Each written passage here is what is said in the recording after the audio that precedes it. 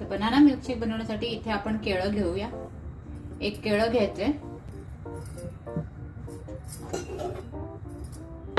असं कट करून घ्या. कट करून झालं की आपण हे लगेचच मिक्सरच्या भांड्यात घेणार आहोत.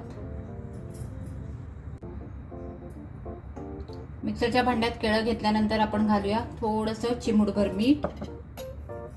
त्याचबरोबर आपण घालणार आहोत साखर. 1-2 चमचे साखर घाला, कारण केळं ऑलरेडी गोड असतं. त्याचबरोबर मी इथे ड्रायफ्रुट्सचं पावडर करून घेतलेली ती घालते 1 चमचाभर.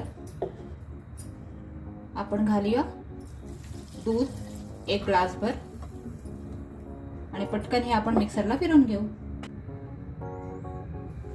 तर मिक्सरला फिरवून घेतल्यावर तयार आहे आपला बनाना मिल्कशेक.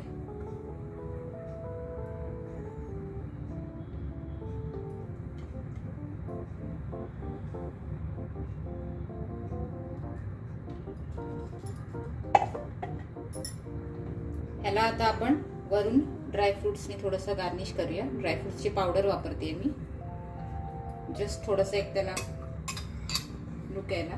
त्याचबरोबर मी इथे केळी एकदम बारीक पीस करून घेतलेले ते मी वरून घालते.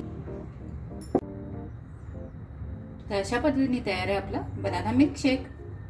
चला तर मग पटकन एन्जॉय करूया.